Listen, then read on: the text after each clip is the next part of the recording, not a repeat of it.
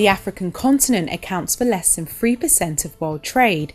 Commodities and natural resources continue to dominate Africa's export basket, and the continent's participation in the global value chain has been minimal. In terms of intra-African trade, African countries trail other regions which have drawn on vibrant cross-border trade to sustain growth and economic development. At about 15%, Africa currently fares unfavourably to Europe's 67%, North America's 48%, and Asia at 58%. To help increase inter-African trade, the African Export-Import Bank was founded 25 years ago as an international multilateral organisation to finance, promote and expand inter-African and extra-African trade. The idea for the bank dates back to 1987, when African Ministers of Finance at the meeting of Board of Governors of the African Development Bank in Cairo expressed the need for a continental trade finance institution.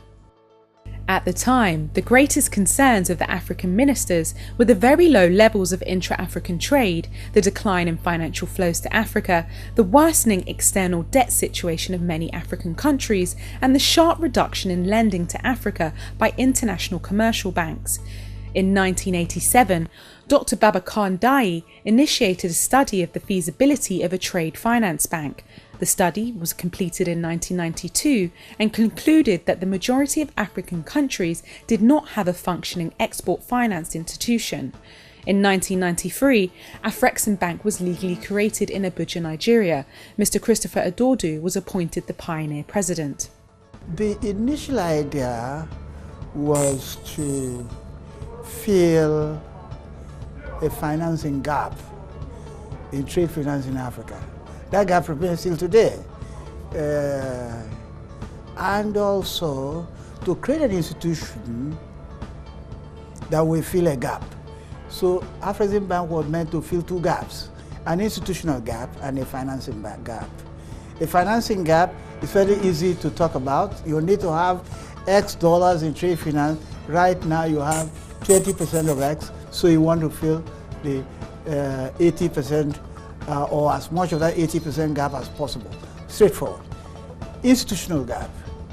The institutional gap is created when emergencies arise. African trade consists of two major components. Trading among African states and trading between Africa and the rest of the world.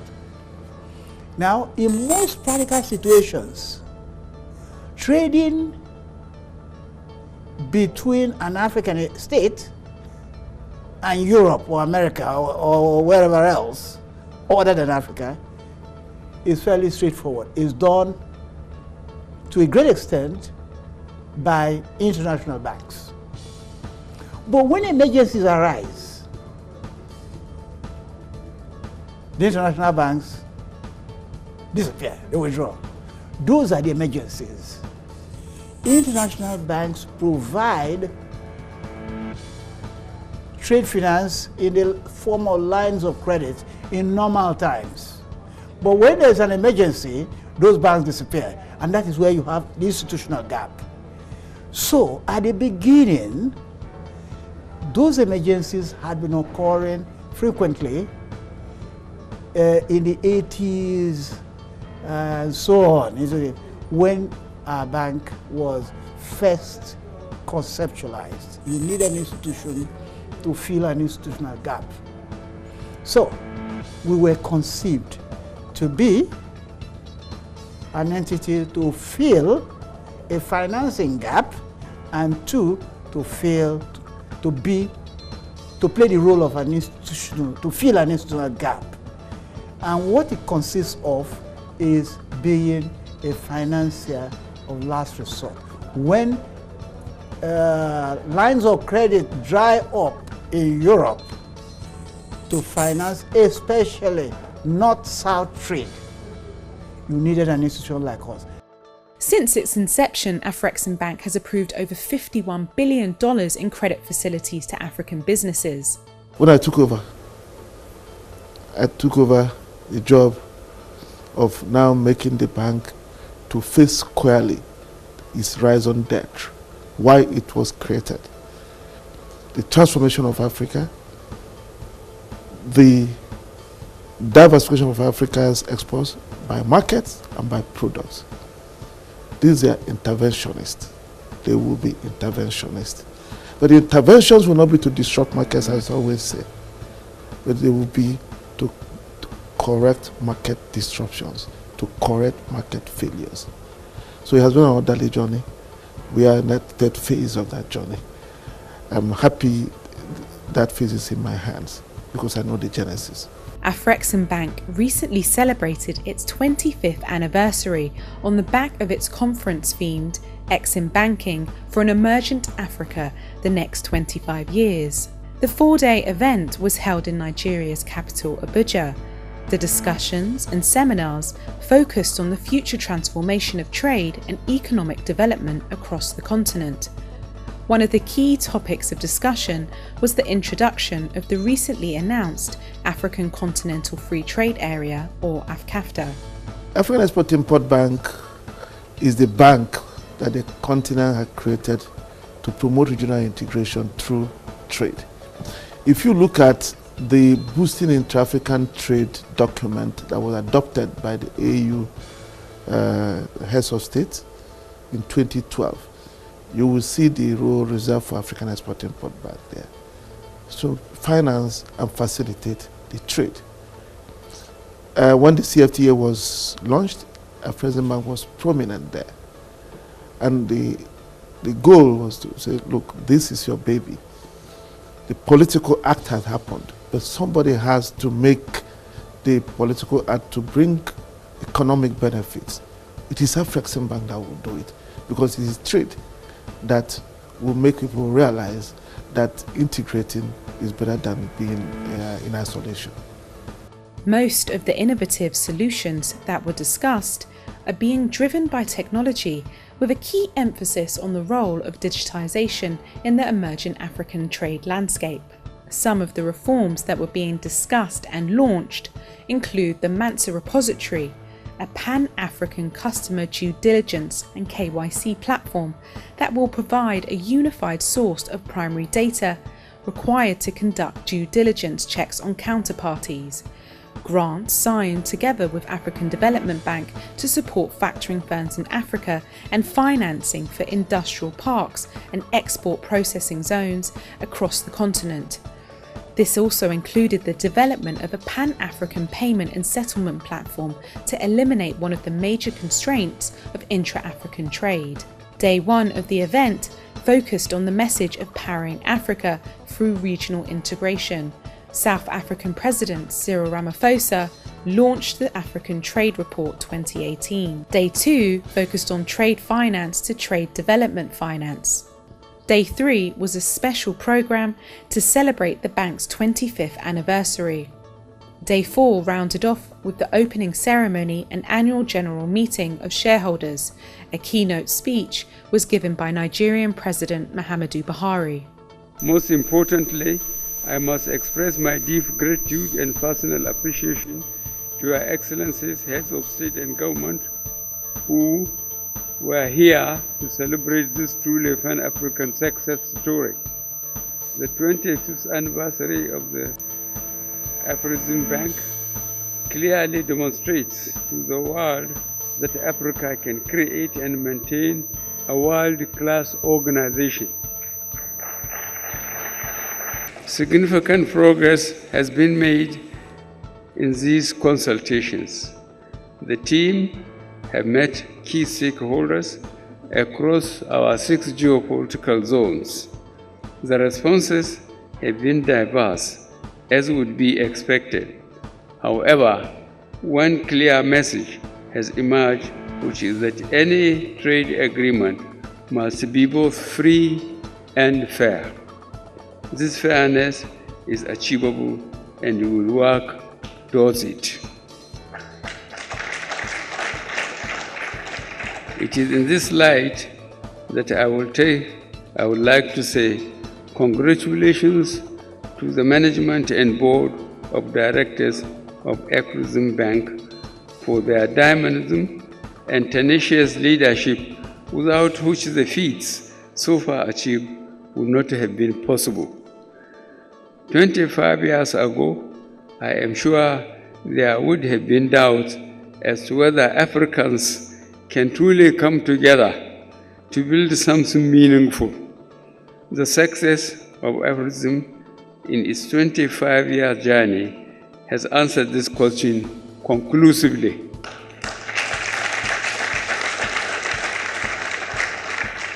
It is now my pleasure to declare open the 25th General Meeting of Shareholders of the African Export-Import Bank.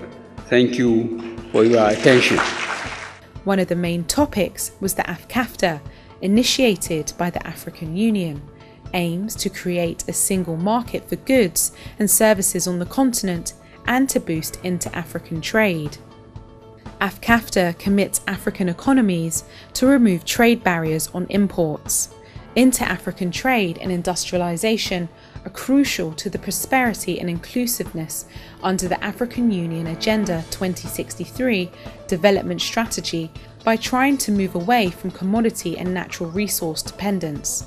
We are talking to all the member states, and we are confident that come December this year, we should have the other 16. So it's possible that by 31st January 2019, the agreement will come into force. And in preparation for that, we are taking a number of administrative and program steps. The administrative step is that we are starting work on the Secretariat, or the Permanent Secretariat of the African Continental Free Trade Area. So we'll be going with the concrete proposals to the January 2019 summit, so that once the structure is approved, then we can work on the budget, and we can be working on recruitment. So of course, the Secretariat is very critical to the operation of the agreement. And then at the program level, we need to start work on the actual tariff liberalization. We agreed on a level of ambition of 90% tariff liberalization. So countries have been requested now to start making schedules of offers on the tariff liberalization. And the deadline for that is December this year, and we are going to present a status report to the summit in January 2019, and immediately after that embark on the actual negotiations.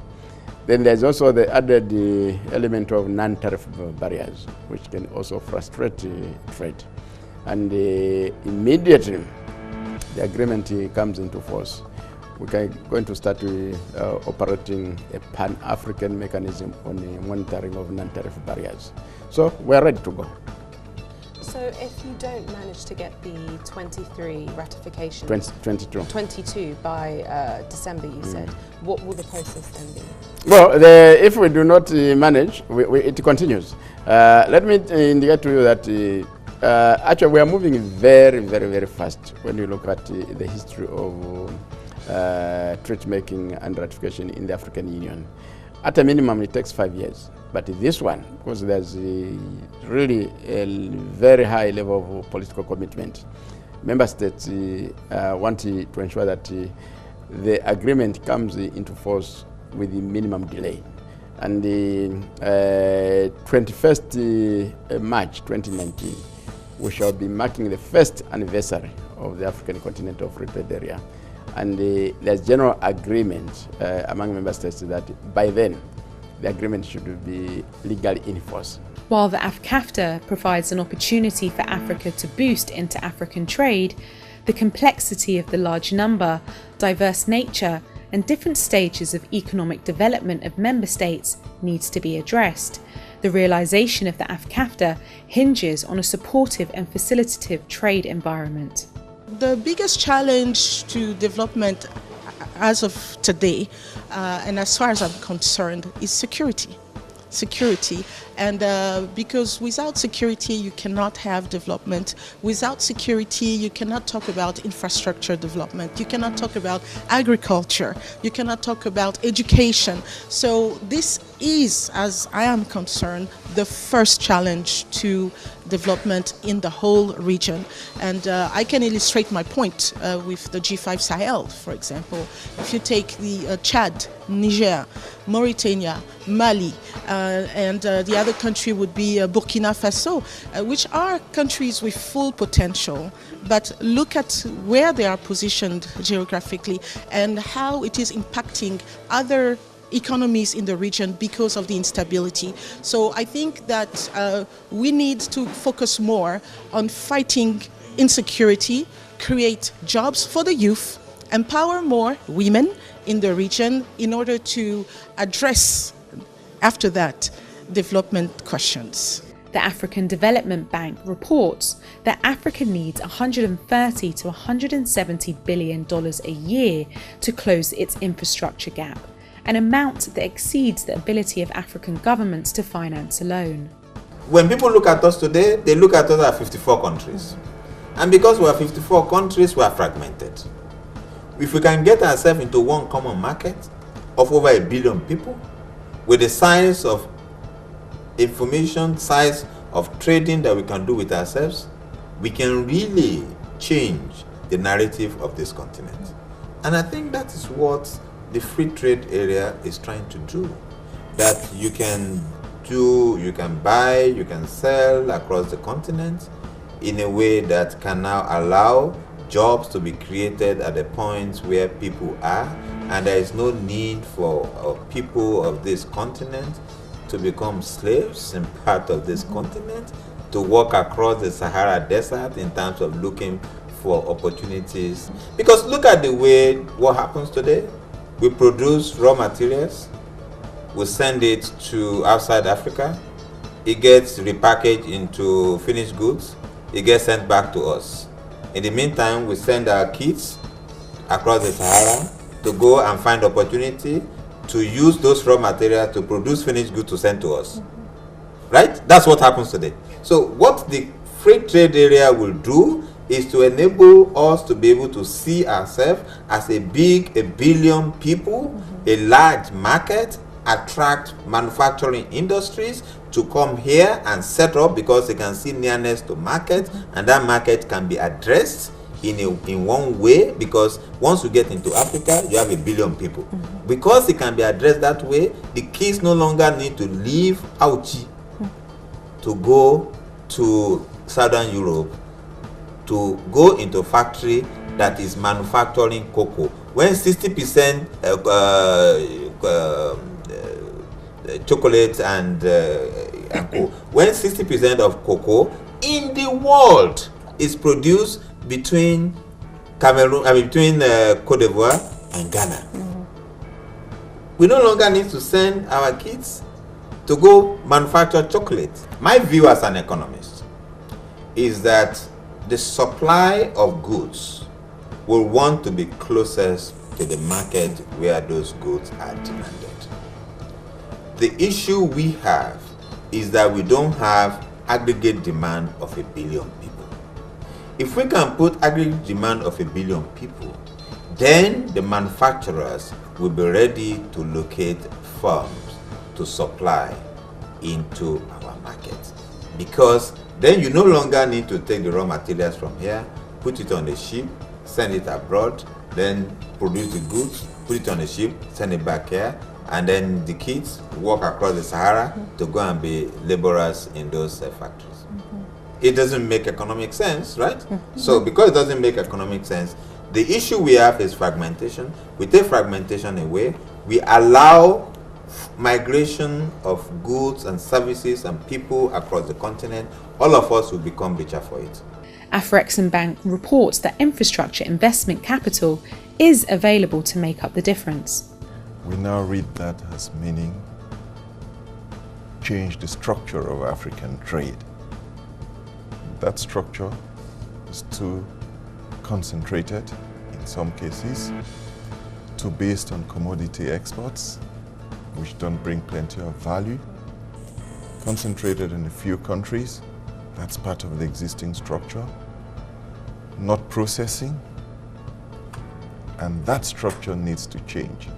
It is not heavily supported by financing, so we now see our role as being the catalyst for bringing that change that would make the nature of the continent's trade change in a way that brings added value to the continent. So we should now be focusing on financing the processing of commodities instead of exporting the commodities, and we're now putting too much money in that area.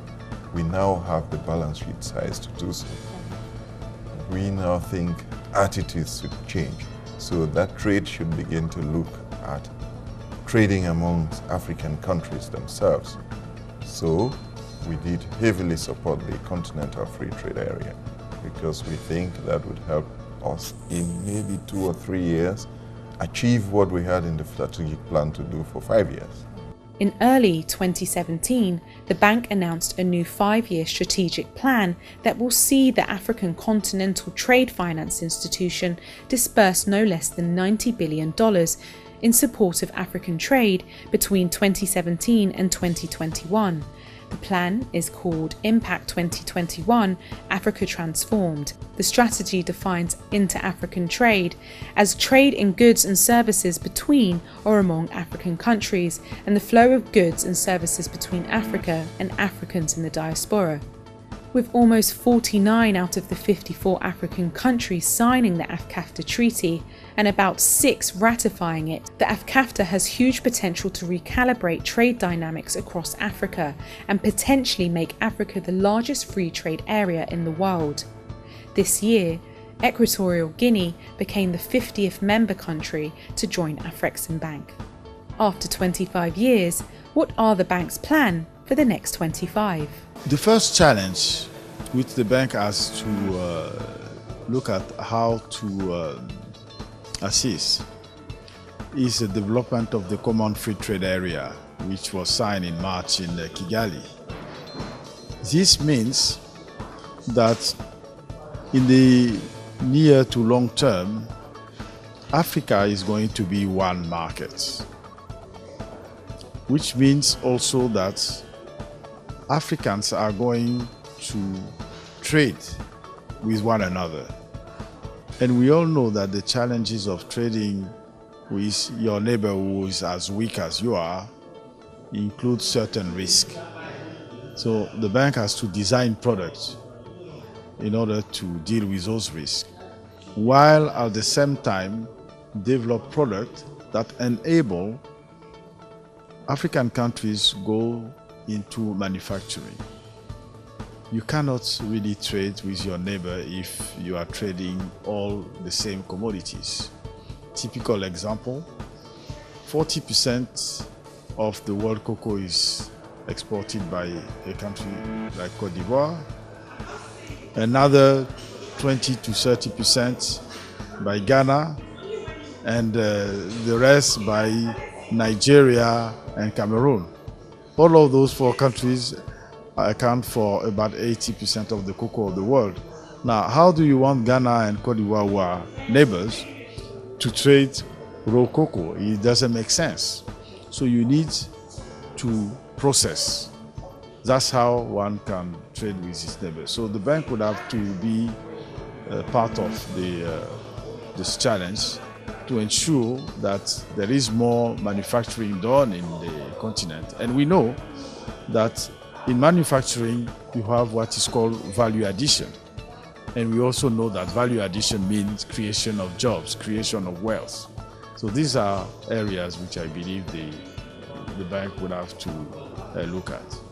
The next 25 years, we'll see the bank continue and having substantially completed the transformation work that we're talking about. Because in the next 10 years, the work will be to really set the stage, build the credibility that it could do this trade development work.